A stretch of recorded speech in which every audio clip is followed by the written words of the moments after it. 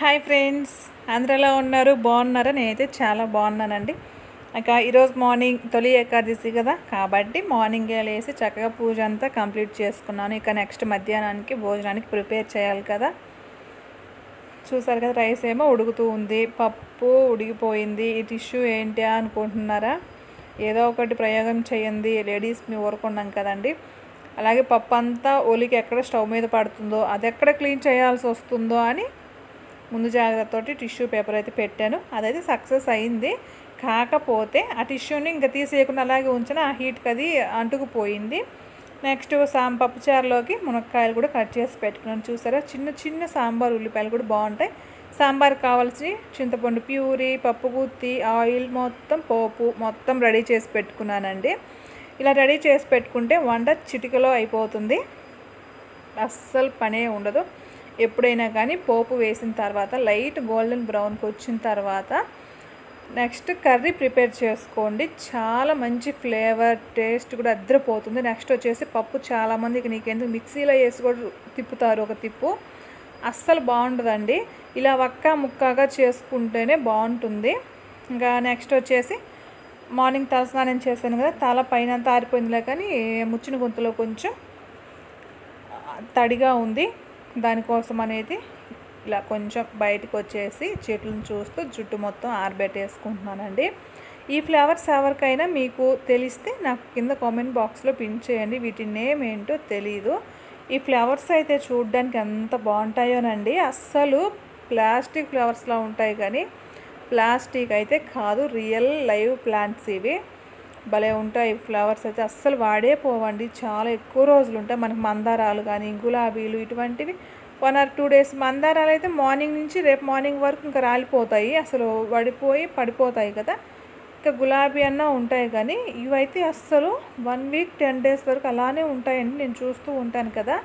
ఇక ఇది వచ్చేసి మా ఓనర్ వాళ్ళ మినీ గార్డెన్, చాలా చిన్న గార్డెన్లో ఫ్లవర్స్ అన్నీ మార్నింగ్ కోసేసింది. ఇగోండి, కనకాంబరాలు, మందారాలు, చిన్న మల్లె చెట్టు, విరజాజి, నందివర్ధన, ఒక చిన్ని మ్యాంగో, మునగ చెట్టు, అలా చాలా రకాలే ఉన్నాయిలేండి. ఇదైతే పురుగు పడేసింది. ఇక తొలి ఏకాదశి కాబట్టి తొలి పండుగ స్టార్ట్ అయిపోయింది. ఇక నుంచి మనకి ప్రతి నెల పండుగలేనండి.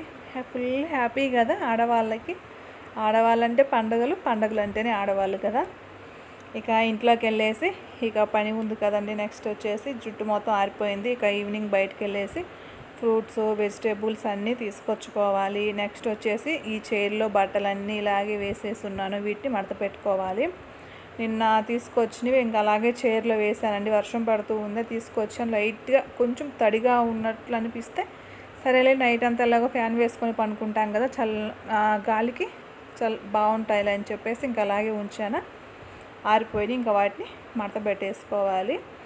ఇక నెక్స్ట్ వచ్చేసి ఇంకా బయటకు వెళ్ళేసి ఫ్రూట్స్, వెజిటేబుల్స్ అన్నీ తీసుకొచ్చుకోవాలండి. అసలు జ్యూస్ కూడా ఏమీ లేవు. ఇంకా టైం అవుతుంది కదా, ఇప్పటికి 4:30 అయిపోయింది. ఇక ఈ kitchen counter top, gas stove మొత్తం క్లీన్ చేసుకొని అంట్లు కసువులు చిమ్మేసుకొని బయటకు వెళ్ళి ఇంకా మనకు కావాల్సినవన్నీ తీసుకొచ్చుకుంటే సరిపోతుంది. మన ఊరి నుంచి వచ్చినప్పటి నుంచి కూరగాయలు తీసుకురాలేదండి.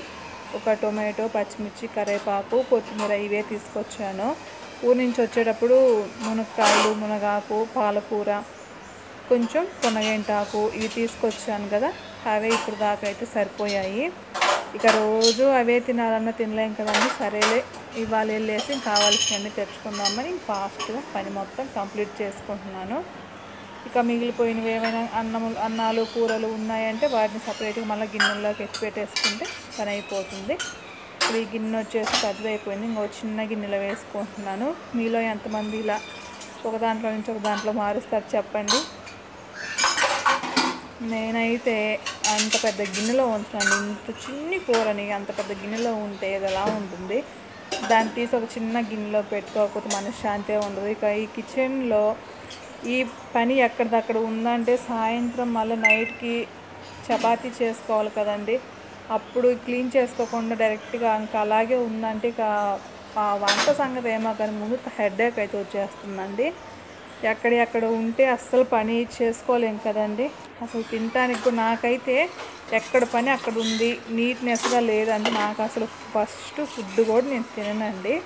నాకేమో నా మైండ్ సెట్ అలా అయిపోయింది. నాకు ఫస్ట్ ఇల్లు క్లీన్ అయితేనే నేను ఏదైనా తింటాను. ఊరికెళ్ళి వచ్చిన తర్వాత ఈ ఇంటి పరిస్థితి అండి, ఇక్కడి నుంచి అక్కడికి వెళ్ళిన తర్వాత ఊర్లో ఇల్లు క్లీన్ చేసుకోవాలి. ఊర్లో 4 రోజులు ఉండేసి వస్తే మళ్ళీ ఇక్కడికి వస్తే మళ్ళీ ఇక్కడే క్లీన్ చేసుకోవాలి.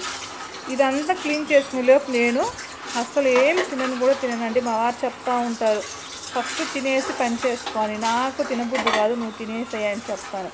నాకు పని మొత్తం కంప్లీట్ అయిపోయిన తర్వాత స్నానం చేసి దీపం పెట్టుకుంటేనే నాకు తినబుద్ధి అవుతుందండి. ఊర్లోకి వెళ్తే మాత్రం అంత ఈజీగా పని అవ్వదు.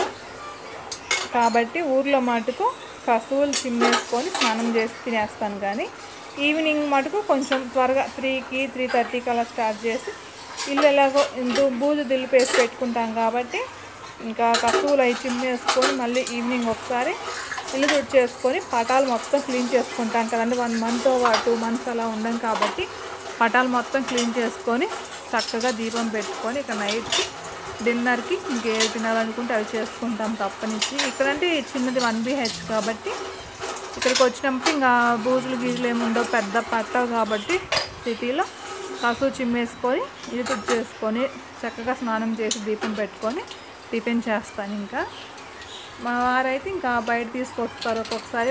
అస్సలు చెన్నై నిజం చెప్తున్నానండి, చెన్నైలో ఫుడ్ మనం ఆంధ్ర వాళ్ళం అస్సలు తినలేమండి. ఏమో మాకు అలా అనిపిస్తుందో, చాలామంది తెలుగు వాళ్ళు అదే అంటారు, మనం తినలేము చెన్నై ఫుడ్ అనేసి. నిజంగా నా ఒపీనియన్ కూడా అదేనండి, అస్సలు తినలేము. ఆ ఇడ్లీ అంటే బాగుంటాయిలే, కానీ వాళ్ళు పిండి ఎప్పుడు వేస్తారో ఏమో అండి, పుల్లగా అయిపోతాయి ఇడ్లీలు. ఆ సాంబార్ అంటారా, అది సాంబారో నీళ్ళు కూడా అర్థం కాదు, అంత ఘోరంగా ఉంటుందండి. మళ్ళీ బెంగళూరులో బాగుంటుందండి టిఫిన్స్ అవి, గీ దోశ వేస్తారు. నెక్స్ట్ వచ్చేసి రైస్ బాత్ అది బాగుంటుంది. ఉడిపి హోటల్ ఇడ్లీ సాంబార్ కూడా సూపర్గా ఉంటాయండి. ఇక్కడ అస్సలు బాగుండవు. ఇక్కడ ఒకసారి దోశ తీసుకొస్తాయండి, అది అసలు దోశ మనం తింటుంటే మంచి ఫ్లేవర్ వస్తుంది కదా, అసలు ఆ ఫ్లేవరే లేదు. సరేలే ఇవి అంతా ఎందుకని చెప్పి ఒక 1/2 కిలో పిండి తీసుకొచ్చుకొని దోశ వేసుకుందామా అనుకుంటే ఆ పిండి ఎప్పుడు వేసి పెడతారో ఏమో అండి. ఆ పిండి కూడా పులిసిపోయి, ఇంక ఇడ్లీకి దోశకి ఇంక అన్నిటి అదే పిండి కదా, ఆ పిండి కూడా పులిసిపోయి అసలు పెన్నాం నుంచి అది నేను రాను అంటది, రావే అంటే అది నేను రాను అంటదని. అవి వాళ్ళు అటుకులు సగ్గుబియ్యం ఏమేమి వేస్తారో ఏమో అండి. ఆ దోశ కాలిన తర్వాత తిప్పుదామంటే రాదు. సరే అట్టో తంటాలు పడి తిప్పిన తర్వాత ఇలా ఏలు పెడితే అంటుకుంటుందండి, బంకగా ఉంటుంది. వాళ్ళు అటుకులు సగ్గుబియ్యం ఏవో ఎక్కువ వేస్తారు, అందువల్ల అట్లా ఉంటుంది. చూసారు కదా, ఈలోపు కిచెన్లో పని మొత్తం కంప్లీట్ అయిపోయింది. ఒకసారి కిచెన్ లుక్ ఎలా ఉందో ఒక లుక్ వేయండి. చూసారు కదా, నీట్గా అద్దంలో ఇలా మెరిసిపోతుంది కదండి. ఇలా ఉంటే సాయంత్రం ఎంత పనైనా హుషారుగా చేసుకుంటాం. నిజమా కదా చెప్పండి. Please subscribe.